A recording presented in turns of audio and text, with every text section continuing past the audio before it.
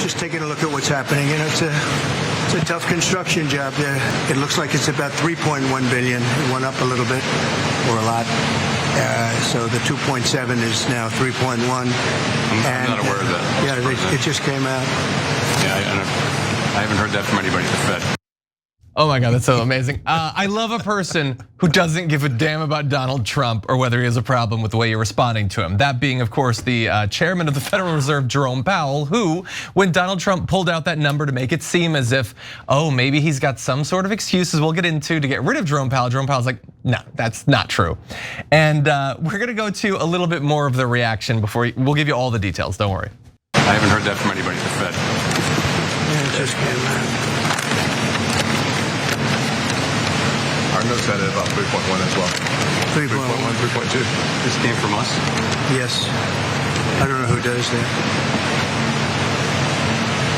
You're including the Martin renovation. You just added our entire capital. Yeah, you just added in a third building is what that is. That's a third building. Well, no, but it's a building that's being built. No, it was built 5 years ago. We finished Martin 5 years ago. It's part of the overall work. But it's not new. So we're going to take a look.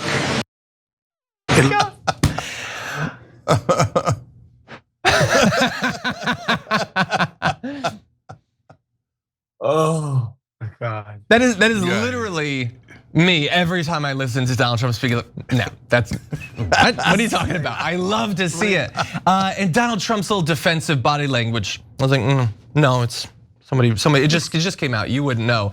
And then the dude whips out his glasses, instantly identifies the source of the lie that Tim Scott is pretending is true. There, and he's like, no, you're just adding in another building. And then Trump's like, oh, don't worry about it. It's it still counts. No, it was already built like 5 years ago.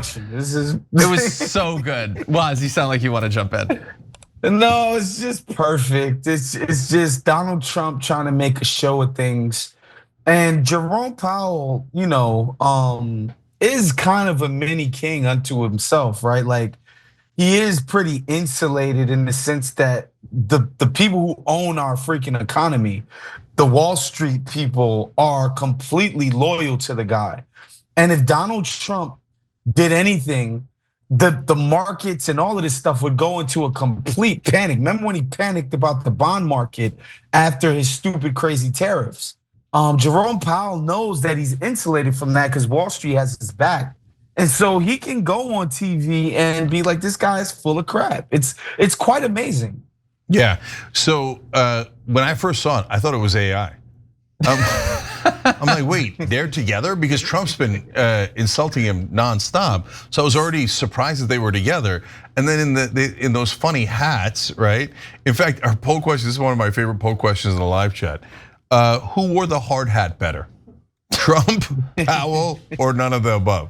Okay, so watch the show live. Be part of the show. You're crazy. 6 to 8 p.m. every day.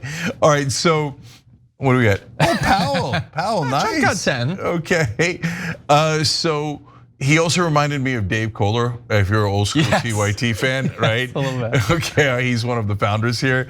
He said he looks like Dave Kohler with in the control room in the old days. While As I'm you're talking, speaking, yeah. While I'm talking, no. Yeah. Anyway, that was one of the funniest clips I've ever seen. And you know what? Just when you thought the Federal Reserve couldn't be funny. Yeah, these guys get comedy.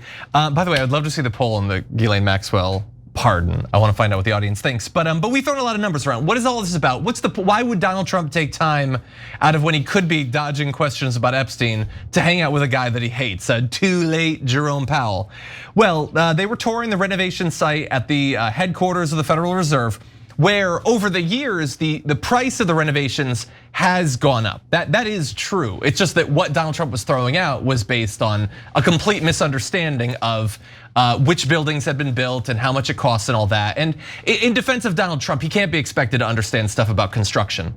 But anyway, so why would they care about this? Like, what's the point of it? Well, Donald Trump wants to fire Jerome Powell. He wants to put in somebody who will do whatever he says, like he has already done across the rest of the federal government, because he wants to juice the economy in terms of interest rates, even if long term that might not be in the interest of our economy or businesses or regular people or whatever. He doesn't care. He wants to do whatever he needs to do to make it look good right now, okay? Especially if he can capitalize on it, either economically or politically. The issue is that the Supreme Court recently signaled that Trump can't fire Powell simply because he disagrees with him on interest rates, but that legally he could do so for cause. So if there was misconduct or dereliction of duty, or if you felt like you could pin, I don't know, $500 million in cost overruns on the Federal Reserve headquarters on him, then maybe that would count. Again, it doesn't seem to be based on anything, and I don't understand how you could possibly claim that that was Jerome Powell's fault. But at this point, he looks like he wants some sort of fig leaf, some sort of excuse that could justify getting rid of him. And you feel free to jump in. Yeah, just real quick, guys. Look, the problem with Trump is I always think, be careful what you wish for, right?